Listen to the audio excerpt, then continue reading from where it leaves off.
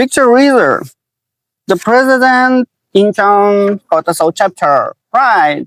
Hello. Okay, Hi. Victor, we have a question for you because you're president Incheon chapter and you will open this conference, the national conference in Incheon, the SUNY University.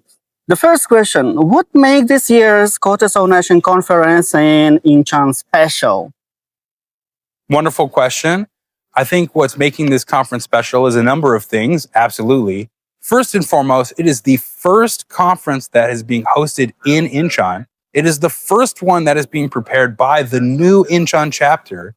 And it's the first time that we've had so many lovely people from the rest of the organization participate in an event in Incheon in the organization's history. Good afternoon, Andre. We have a question for you because you are Gyeonggi chapter, the president, and we are really happy to see you in this national conference in Incheon. In your view, what is the main mission of KOTESOL today? I think KOTESOL's main mission is to connect people, connect teachers in Korea, to educate and support. That's what I think KOTESOL is the aim has always been, and they're doing a pretty good job at it, I think. It's a pleasure to see all of you here at SUNY Korea in Songdo, home of the KOTESOL Incheon chapter that we just got started less than a year, actually about a year ago now. I, of course, am Victor Reeser, your host of this event and the conference chair. And I am the president of the Incheon chapter as well for the time being. It's my honor to officially open what I believe is going to be one of our most memorable conferences to date. So, let's start by taking a moment to appreciate the energy in this room. I had to ask everyone to settle down so we can get started. All right? So, everyone here represents a piece of what makes our community so strong. We have teachers, students, researchers, lifelong learners, all people who care deeply about language and education and the people behind it. So before we go any further, I'd like to see, you get a little test. Where is everybody coming from today? Who is from the Incheon area here today? Who lives in Incheon? Maybe not born in Incheon, but we live here. All right, nice show of hands. Fewer than I expected for now, that's fine. How about who is here from KOTESOL, but from another chapter? You're from outside of Incheon. Hey, looking good. Busan Seoul. That's all there is. It's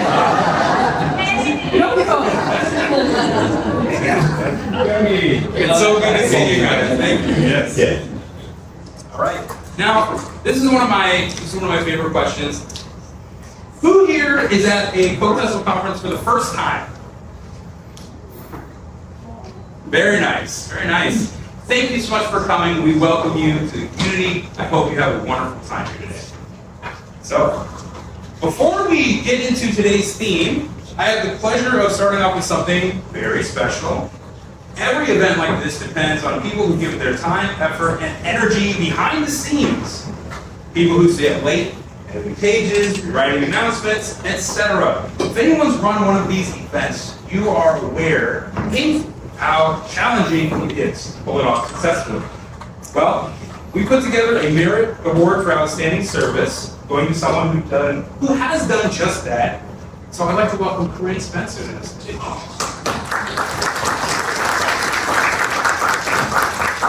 Thank you so much, Corinne, for your role as the communications officer and chair for our events.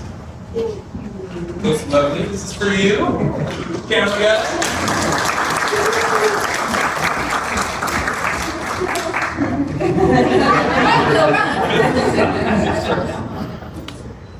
Thank you so much, Corinne. It's been a pleasure working with you.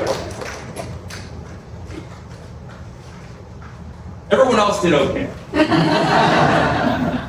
You guys did. Yes, no, it was a colossal team effort from a very small but well-coordinated team. So, great job. But we could only give out one award, so it had to be you. All right, so we are very fortunate this year to be holding our conference at SUNY Korea. I think for the majority of you, it's your first time coming to the Incheon Global Campus, including to Songdo, probably for a lot of you. As you can tell, we have a very beautiful campus, and we have been so happy and honored that our hosts, where I actually work here at SUNY Korea, allowed us to have our event here this year. So the administrative staff have been very supportive, offering the space for us, and we're very grateful for that. As you can see also throughout the day, the majority of our volunteers are SUNY Korea students, as well as other students and educators from around the country. To offer a few words and a welcome from our host institution, please join me in welcoming my good friend and colleague, Dr. Andy Lasher, the Dean of Student Affairs.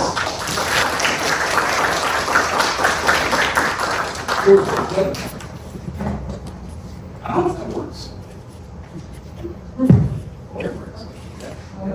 Oh, it sort of works. Only. All right. I didn't want to yell, but I guess we yeah. It's awesome. Maybe 2 years ago, Professor Reeser came up to me and we're talking, and he was like, "Man, I'm going to make this Incheon chapter of KOTESOL. I'm going to do all this stuff. Why don't you get involved?" And I was like, "God, it sounds like so much work. All these other things I'm going to do." And it's like, I imagined all the negative points, and didn't think about the positive. And then maybe a week ago, he comes and he's like, "Oh, could you come in, maybe give some opening remarks?" And I was like, "Nice, I can take credit for something that I had nothing." Honestly, no, everybody in Korea, obviously, and everyone else has worked so hard to bring KOTESOL to Incheon and start our Incheon chapter, and so much effort to make this happen. And yeah, I'm amazed, honestly. 2 years ago when you talked to me about it, I didn't see it, honestly. I was like, but yeah, they made it, so it's amazing. I am going to market our university for 30 seconds, because I think most of you are not from Incheon, you've never been to Incheon Global Campus. Maybe before this, you've never heard of SUNY Korea before. SUNY Korea is the first, biggest, and best American university in South Korea. All three of those are true, and you can look at the rankings online and compare us to, I'm not going to say that here. We've been here for a dozen years now, and we offer undergraduate degree programs in 8 fields, 2 from FIT, Fashion Institute of Technology, the world's #1 fashion university. And on the other side, we offer 6 undergraduate degrees, mostly in engineering from Stony Brook University, which is New York State's flagship public institution. We're awesome in every way, I promise. So if you have kids or friends or nieces and nephews, please ask them to check us out. We offer American degree programs. You get the exact degree you would get going to the US, but you stay here in Korea. So you're buying everything that's awesome about Korea, which means you don't have to be scared of guns and things, and great American education. One last very quick thing. Like I said, Victor, Korean, everybody else did so much work to put this all together. It's amazing, all of our student volunteers. I really want to thank everybody. I joked earlier, I literally had nothing to do with this except coming up here and talking for 3 minutes. And thank you all for coming. Honestly, this is so great. Let's give ourselves a big round of applause.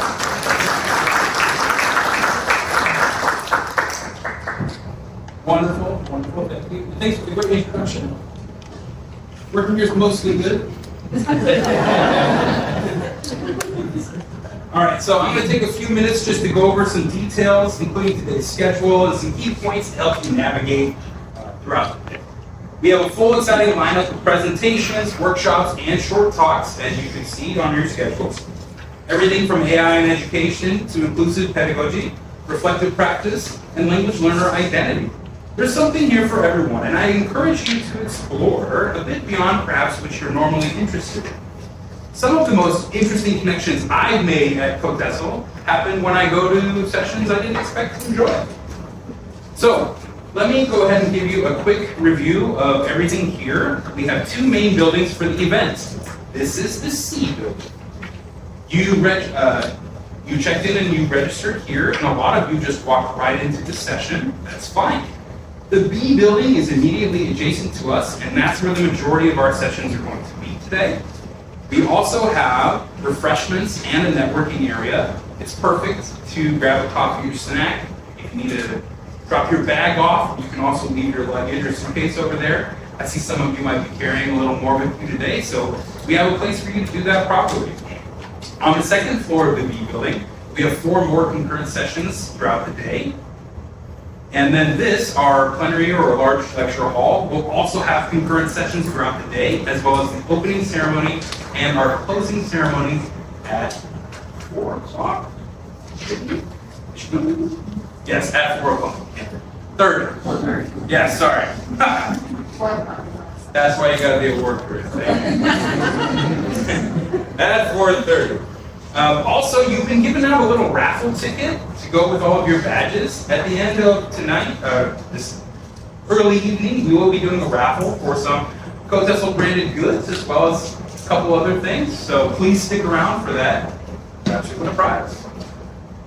All right. Now, if you're wondering if you have to remember everything that I just said, don't worry. Each of you have received a conference map and QR codes with lots of great information in your welcome packet, including a link to our wonderful website that has all of this information spelled out for you.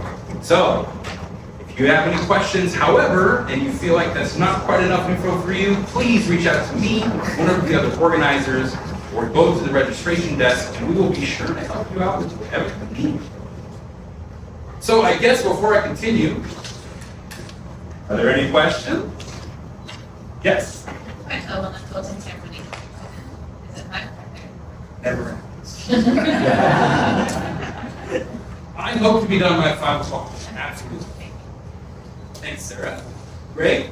Actually, 2 questions. One, where Sorry, just one. the most important? Where are the cookies? Great.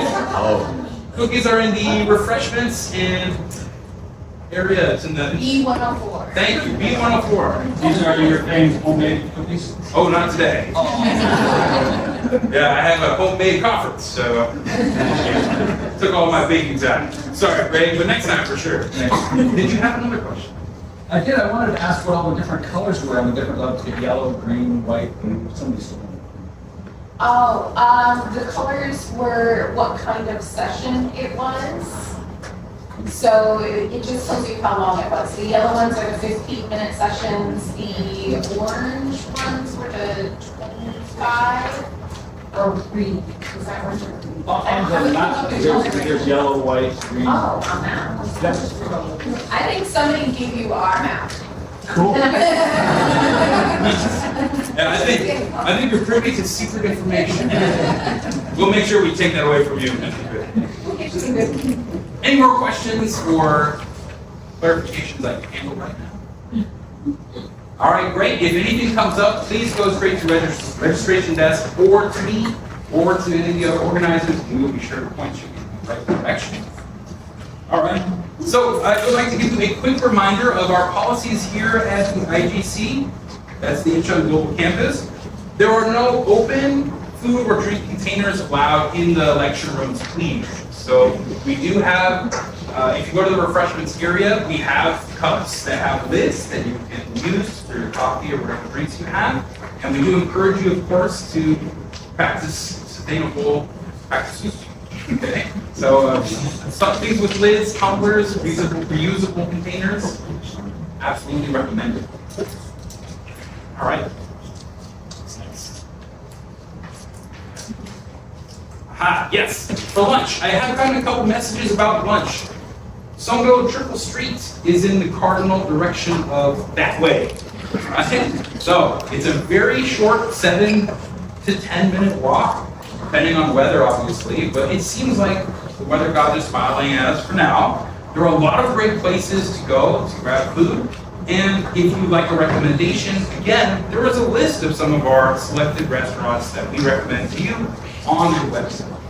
Please take a look, see if anything's interesting for you. If not, you can check neighbor maps, and there are dozens and dozens of places to eat. All right. For safety and support, which is also a really important final note, if there are any issues at all, losing an item, something wrong with the classroom, or if you have a tech issue, please make sure you address the volunteers in the room, and then they will come to us, or you can go to the registration desk. We actually have a first aid kit there, for example, ready to handle any small boo-boos, if anything comes up. And finally, make sure we have a good time. All right. Where are we at on time, actually? Oh, we're cooking. Okay. Of course, time management, I feel like, is the real skill that educators have. So, I'm going to yield the floor to myself for the next few minutes. I did a very small thing. It's an expansion on my welcome address to everybody here. This year's theme, Transforming Voices, Inspiring Identity and Agency, was carefully selected from a list of options to represent what we felt have become increasingly important concepts, perhaps today more so than ever. In a world where generative AI tools can be used and misused to create and spread disinformation, our roles as educators and our ability to instill an understanding of the tools and skills necessary to navigate this environment are vital. The emphasis in today's sessions is on inclusive practices, local citizenship, and empowering learners to take charge of their learning. The word identity is a complicated and multifaceted concept whose understanding has a direct correlation with the breadth of one's perspective. There are a number of excellent sessions today that will, I hope, lead to engaging discussions that increase our perspectives and our understanding of identity, reaffirm our own identities as educators, and inspire us to pass that understanding on to our students. Our students ultimately being the future generations who will continue to make an impact on this world. Agency, the other major theme of today's event, is perhaps not as well as discussed as it should be. I take agency to mean the ability for one to take actions that directly impact one's own status. Status has always carried significant connotations, but in modern life, there are also tools and systems that can limit or remove our agency. As educators, helping learners recognize and develop their own sense of agency is one of the most meaningful things we can do. I was privileged to attend a presentation in this very room by Korean-American entrepreneur, educator, and author James Reed, where he discussed the benefits of using one's agency for kindness, and how the more acts of kindness he commits, the more he feels connected to his Korean heritage. For a man whose life had been dedicated to economic status and success, he ultimately found that using his agency for acts of kindness resonated with his cultural identity. It was a beautiful message, and I'm glad that I had the opportunity to share that with you today. I hope you all find similar inspiration in today's sessions, connections through conversations, and renewed motivation in the shared purpose that brings us together. Thank you so much, and enjoy the conference.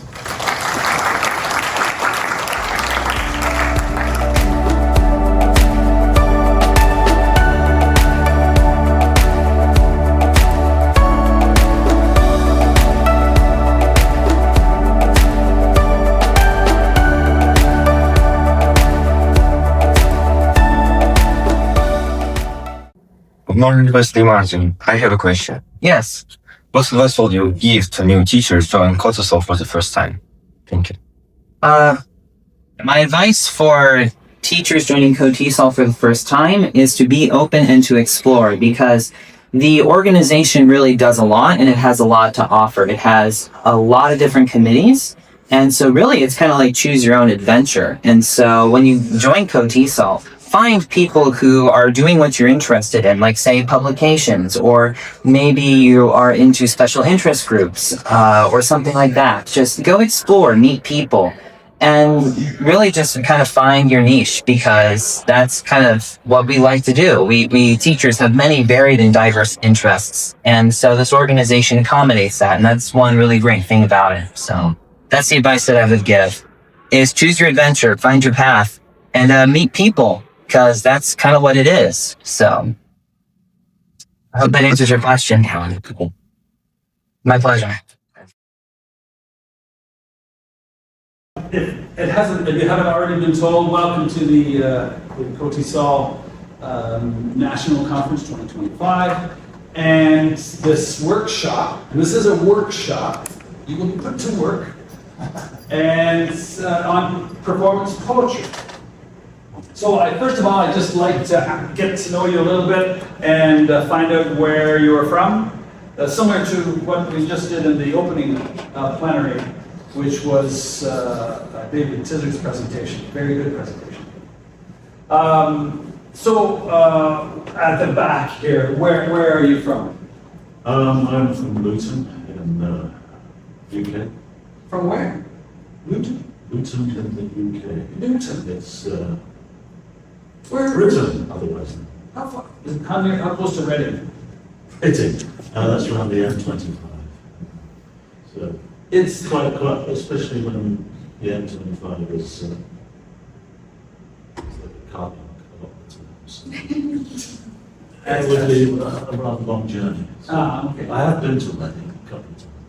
In Canada, I don't know if you know in England, but in Canada, in CBC, they often refer to Reading. Any story about Britain, they say it's so. Reading is the part of I don't know how it got started. that's embarrassing.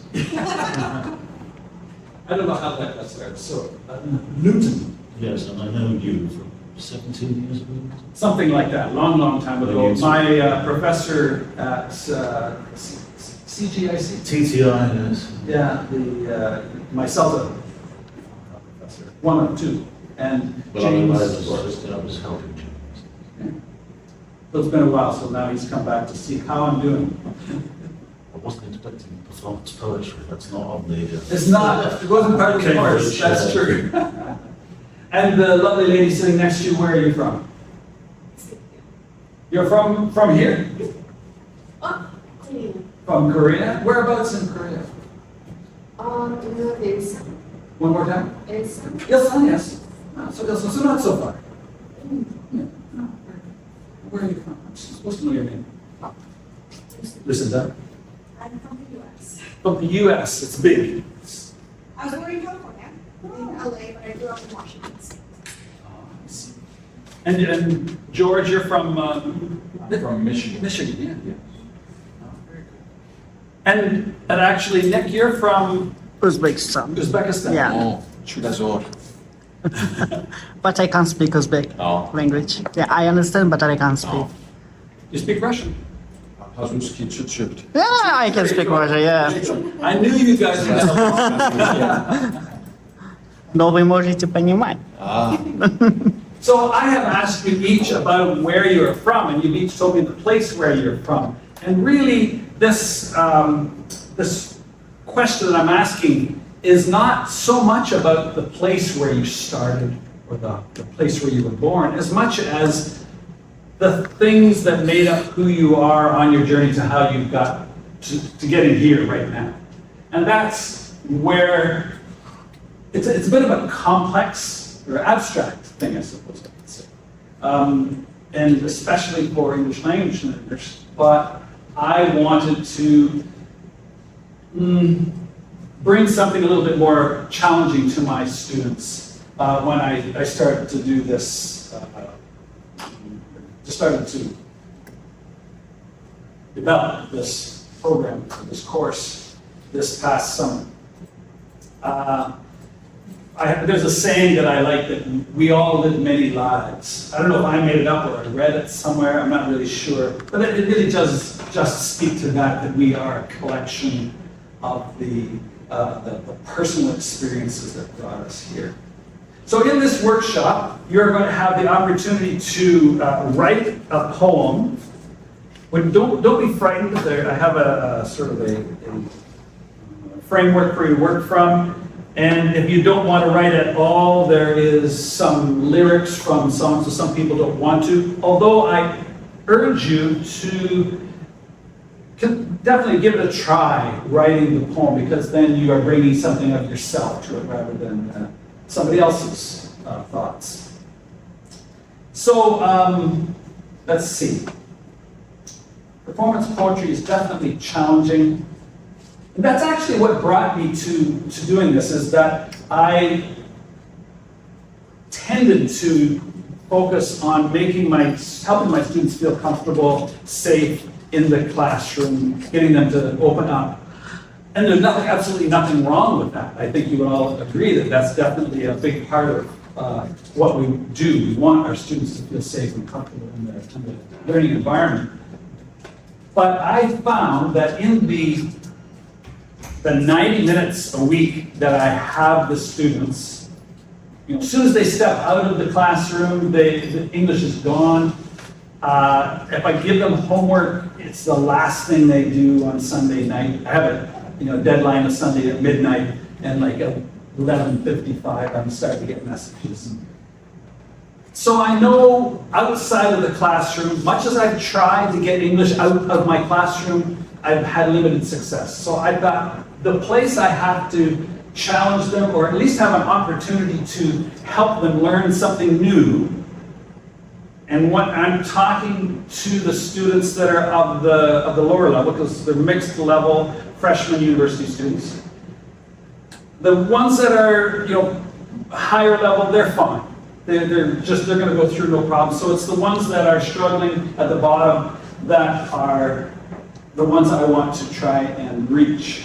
And so, whether it was a good idea or not, I threw them into the deep end of it. So,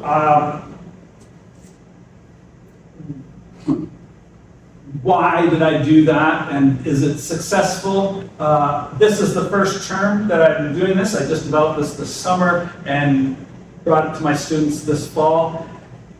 The students that I have right now are students that I had last spring, okay? And at the end of last June, the spring term, I asked them, do you want to try something different? They said, sure. They were kind of bored at the end of the term. And so I showed them some performance poetry examples, explained it, did a little song and dance, read a little poem of my own so they have an idea. And then after the final exam, I asked them, okay, are we going to do performance poetry? And they all went, uh-huh.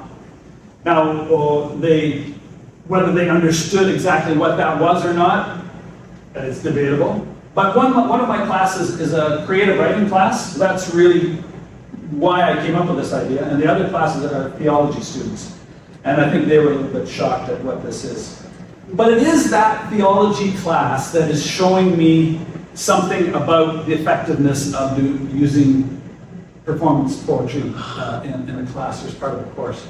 And I just want to tell you a very brief story about this student. I'll call her Diane. Diane is the first term, is the student that sat at the very back. She would come in the back door, sit silently there, and really wasn't wanting to, and really would actively block any interaction with other students, or with me even. And last term we did a lot of group work, and she didn't want to be in groups. Groups didn't want her in their groups either. So it was really a tough situation. So when I had practices for this performance poetry, and she had to walk from the back up to the front and stand at the desk and say something, you can see she's shaking. I kind of hate to do this to her, but at the same time, I needed to challenge her. But she was kind of shaking, and she said in a very, very small voice, and maybe 6 words, and then she shuffled back very quickly to her seat. And I remember sitting there thinking, because I sat at the back too, while observing this, and I just thought, oh, man, how do I crack this nut? What's the way in? I really don't know. And so I questioned a lot about what I was doing.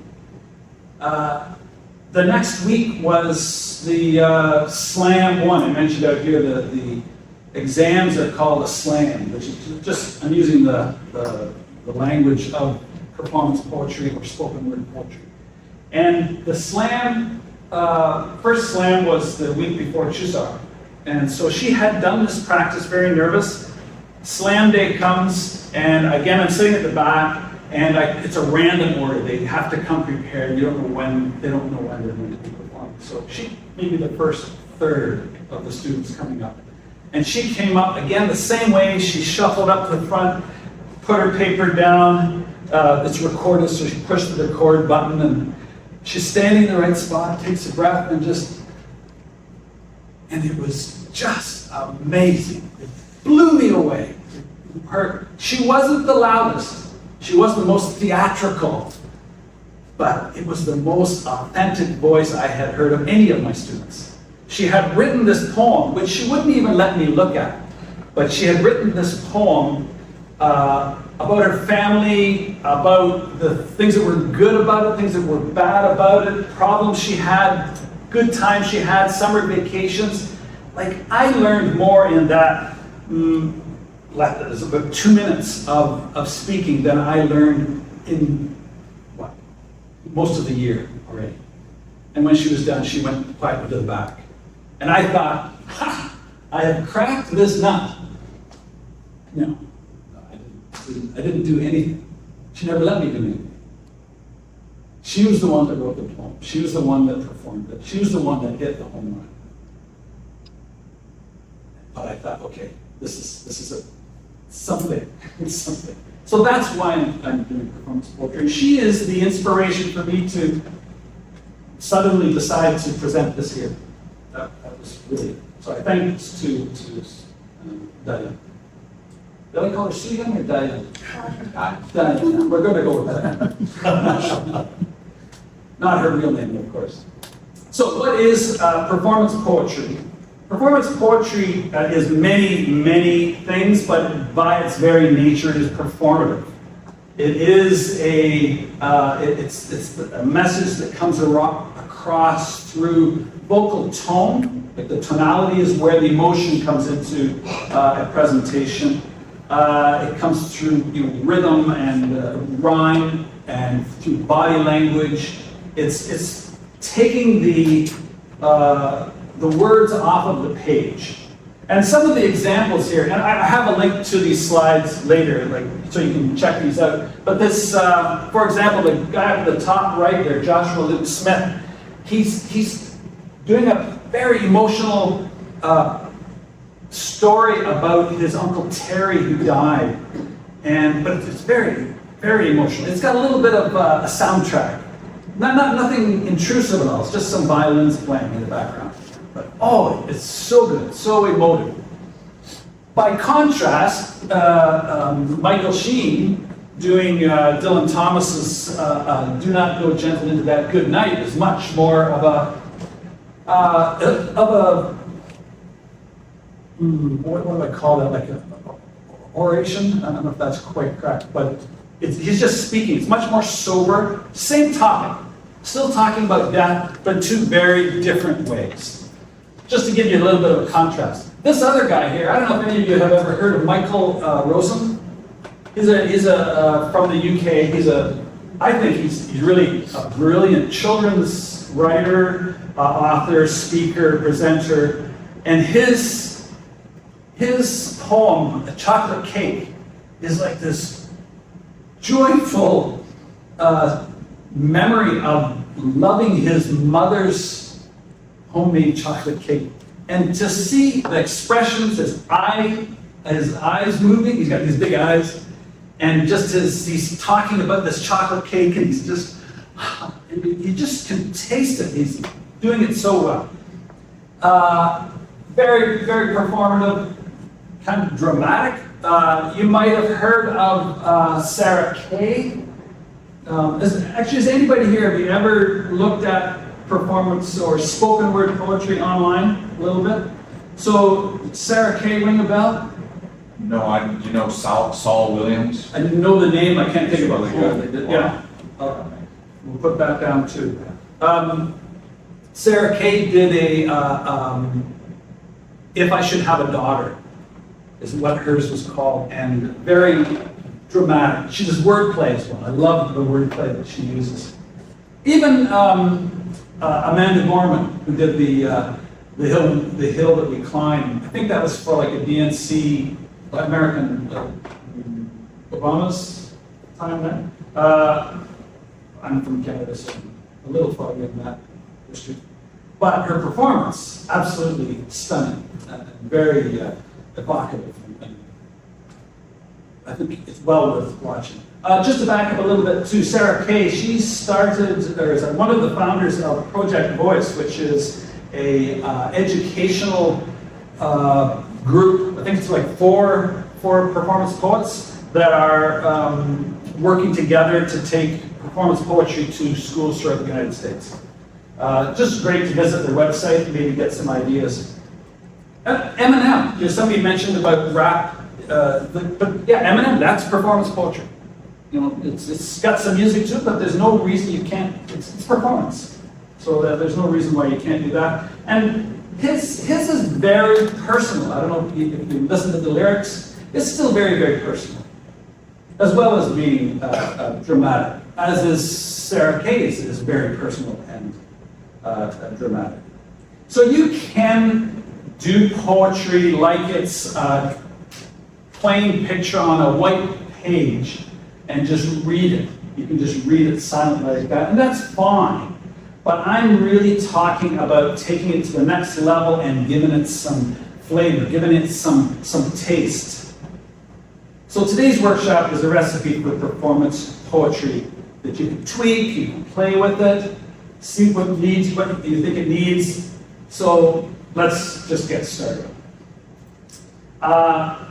This is the template that we're going to work from, and it's called Where I'm From. And this is from George Elina. I've forgotten her last name. This is a template that's widely available, but you can, again, you can scan that or from the PowerPoints later. And I would urge you to use this. I would also suggest that if you want to, that you, do you want to try one? Yeah, sure. I have pencils of all colors. No, I don't have color pencils. No, you'll need two. Her story is going to be different than yours. No, She's read it in Korean, no problem. okay. Yeah. You must. Excellent. Pencils, anybody need a pencil? Writing instrument? Yep, pencil's good. Pencil you can erase it. You want a pencil? Sure. Yeah, I even sharpened these, so you should use one. Pencil? You all right with pencil? I didn't make mistakes.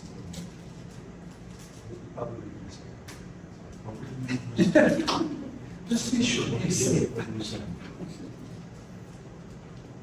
I shouldn't be so forward, I suppose. If you do not want to do this, you can. I do have lyrics here that you could use. If you just hit a wall and you can't come up with anything, then feel free to grab one of these. I'll put them there. Oh, I need one. Sure. I need one. Well, you can pick which one you like, actually. And that's first. All right. Well, these are just lyrics from songs. They're just words, you know, whether you use them or not is up to you. So what I suggest you do, if I can just get your back, and this is something that Andrew taught me 17 years ago, is to not give you the forms first and then talk. He said talk first and then give you the forms of the sheet. I believe. Well done. So what I would like you to do is, if you've got somebody close to you, if you want to just sort of kick around some thoughts that you have about your past memories, events, pivotal moments, and jot them down on the back. And the reason I say that is that if you, and I have an example here, this is very kind of personal writing. It's kind of a small picture, isn't it?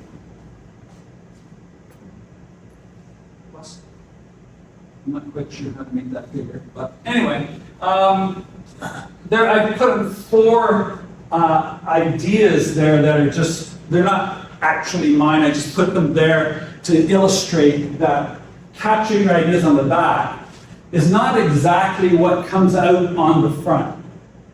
So capture your ideas, just sort of like brain dump on the form or on the back. And then when you come around to the front, where it says, it's got the lead in there, I am from, then make that sentence a little bit more poetic somehow. And so you can see in this example, it's talking about celery with raisins lined up on crunchy peanut butter in the top. But here, this is the sweet sensation of raisins and crunchy peanut butter after school. And all I did was add a little bit of alliteration, sweet sensations. Yeah, sweet sensation of raisins. A little bit of detail, I put it in a place after school, which just helps create the image. And performance poetry is a lot of imagery, it's a big part of it. The next line from Dad's loud laugh and Taj's brotherly protection, just giving the brother a name, again, gives it some context. The last one here, I'm from a worn-out ping pong paddle with a winning record, is telling a whole lot more than just a worn-out ping pong table or ping pong paddle with the handle duct taped on. It's saying why. You can, once I say it with a winning record, now we've got a reason why this handle is worn. All the effort, the practice, the time that went into becoming a winner at a ping pong player. There's that image that can be created from that. Not always, because everybody's going to pick up different things from different words. George, thank you very much. So everyone else, we're just looking to score George on what can we feel if we felt something, and just out of 5. Okay? So 1, nothing. Let me put that back up there. Sorry, just a second.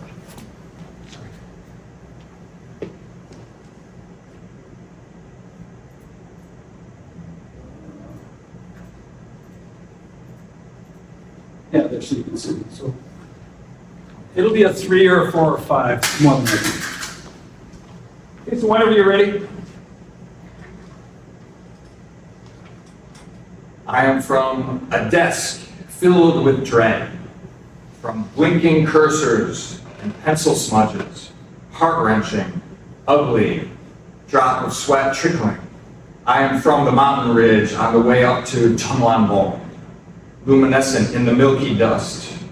I am from empanada making and introverted listeners, from Jorge and Howard. I'm from elbow drops off of beds and basketball battles. From be the best and love your little brother.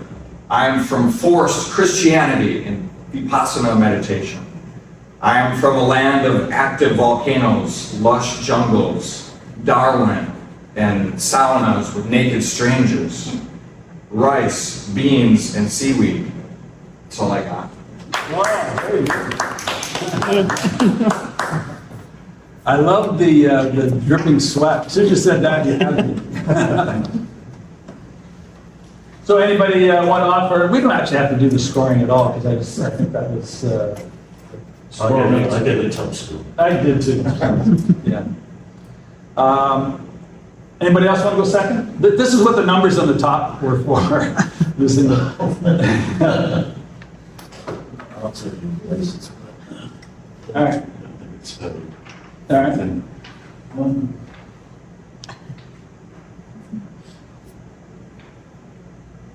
Now, this is going to be embarrassing after that. Two fantastic performance. Excellent.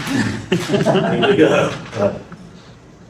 I am from cardboard box, orange juice and iPhones, tangential, broad, softened.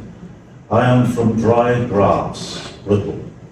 I am from holidays up north and big ears, from Feltham and Bronson. I'm from getting through and getting on, from avoid the woods and up the wooden hill. I am from godless, existential, from Akrotiri and the borders, corn, beef, stew, and chips. From falling in the sea, the wordplay on Facebook, on memories of mine. Oh, good.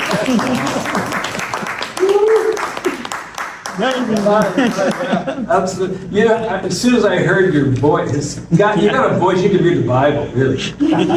Great voice. Good afternoon, Gregorius. I have one question for you. Excellent.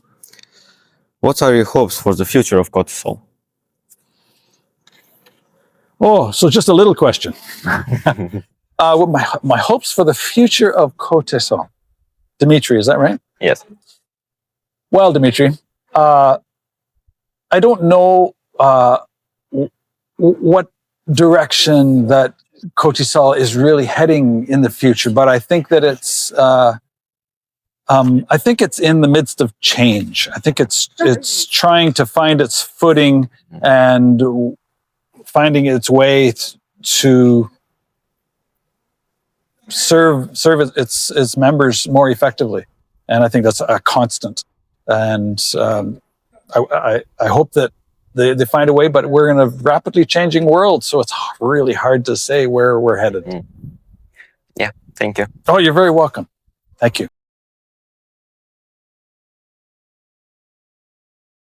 Hello, my name is Luke and I'm from the university. So today I'm going to talk about using large language model to achieving my study goals. So in particular, I will try to highlight the university as a student perspective.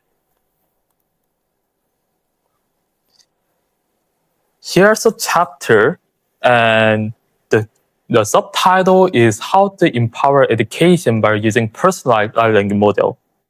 Why I highlight it as a personalized? Because it is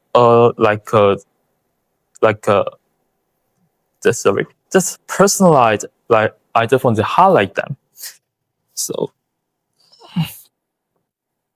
first question is, why should they use large language model in education? Do we have some answers? Okay. Our large language model is helpful tools for university students. I think large language model can help students for 3 specific reasons. You can see in the slide.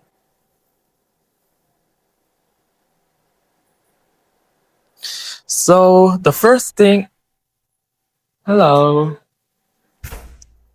is personalized learning. So here is what I summarize about computational thinking and AI responses. I made a structure by like this.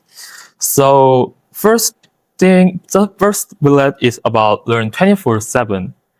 Like what I'm saying is like as a offline teacher a student who faces immediately to take a midterm exam, in this situation, the students can learn 24/7, and I can find some logical mistakes by making a personal learning. Like when I see a phrase or make some note about that, I can make a logical mistakes, like have some grammar or missing some words about that. And after that, the type of prompt of I can improve my grammar or how to I good at English or like saying like that, the ChatGPT can improve what I'm weak about. For instance, write an essay for like three times a week, or how to just make an algorithm design, or you're weak at this composition. So you should focus on that part. And I like to show the voice mode. As my experience of my father, he's struggling using large language model because he's not familiar with their interface. So like using a voice mode, when he in the car or trying to have some time to use artificial intelligence, he uses voice mode to help to understand how to use LLM. So I think, and it could be accessible to students who are not hard at typing. And also it is very good at just thinking the thought into a paper is like typing a keyboard your thing is not too filtered, but using a voice mode is not. What I'm trying to say is it is instantly get a feedback by the artificial intelligence. So it could be more unconscious thought is appears what I'm trying to say to the artificial intelligence.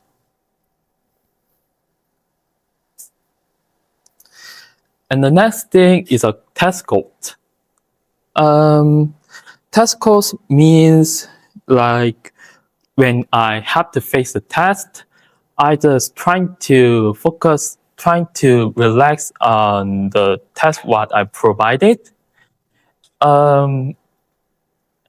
As I have some anxiety about the testing test or something else, it could be more comfort me to understand the basic concept and what I don't know about that.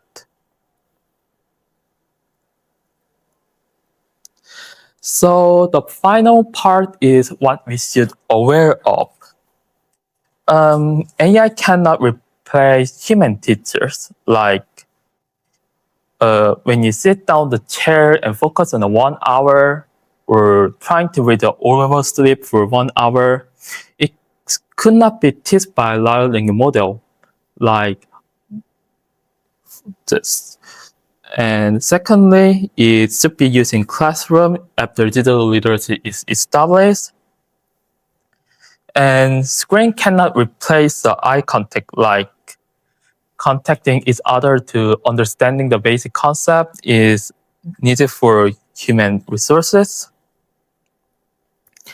And the final thing is aware the students who are not fluent in large language model could struggle in lecture. At my university lecture, there was a big gap between the students who are fluent in use and who doesn't use. Who are fluent in use get very huge advantage. So there's unfair about the using large language model. I think I just had some tension about something presenting in front of the audience. So I think just recap again. So what I'm trying to say about. So as a mandatory thing, I need to do a university classes in MIS. So I think it is a good time to share what I think and when I thought about my using large language model in the university. And after that, I wrote a presentation about that presentation. And after that, I just share my things like using a voice mode or test code and also another things. So after using this, there's some abusing of using artificial intelligence, like for instance, like cheating an exam or have some like give some homework, submit the essay by using artificial intelligence or something that. So I summarized what I'm aware of in the slide on the slide. I think I need to have a question session. Sorry. Yes. Good afternoon, Luke Thorvalds. I have one question for you. Okay. How do you see language education evolving in the next few years? I think is like language education is still as a line like personal, like human teachers is still important. Like a lot of reasons, but I think it is very changed a lot, like artificial intelligence and large language model. Yeah, thank you. Okay.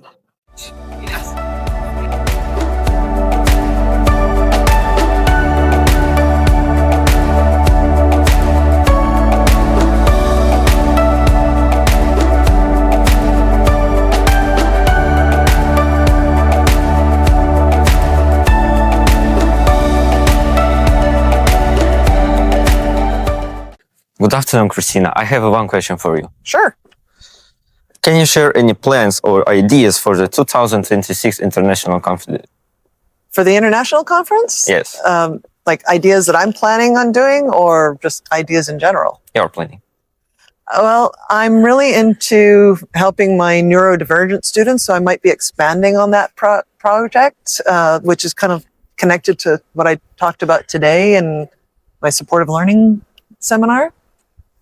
And because a lot of neurodivergent kids get lost in the education system, and we're not allowed to actually recommend they get tested to get the support they needed. So one of the things I do in my seminars is help give teachers tools on how to work around those problems and create inclusive education by using tools that'll actually support the whole class, but really support those struggling students, you know, with ADHD or dyslexia or anything like that.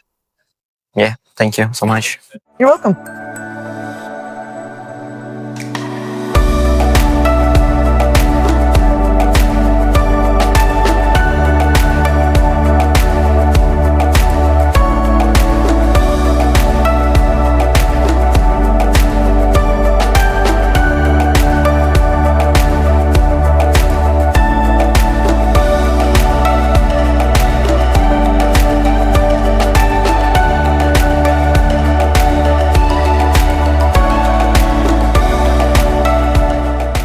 Good morning, Lindsay Herron. So I have two questions for you. Okay. What qualities make a great KOTESOL presenter or member? I think a good KOTESOL member is just someone who wants to improve their teaching. Somebody who is curious about the world of education, someone who wants to be the best teacher they can be and provide the best experience to their students. Or if they are wanting to develop themselves in a different way, maybe they're interested in learning more about research, or they're interested in learning how to get published or how to present. That main core of curiosity is essential, I think. And even better, they can develop themselves personally in KOTESOL as well. First, by making friends, networking with the many fascinating and wonderful people we have participating in our conferences, but also by volunteering in KOTESOL, because we have so many opportunities for people to volunteer in ways that will challenge and interest them, any way that is particularly personally meaningful. We can provide that support for them. So I think to become a good KOTESOL member, just be curious and willing to try. To become a good KOTESOL presenter, just want to share something with your fellow teachers and learn from them, just as you share your own inspiration and ideas. Next question. How can teachers get more involved in their chapters? Oh, I'm so glad you asked. We have so many ways for people to get involved in KOTESOL at both the chapter and the national level.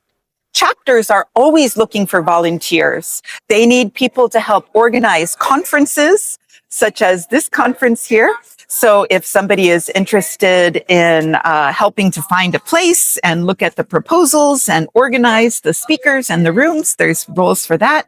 They can help at the chapter level also by being an officer, treasurer, maybe a vice president, president.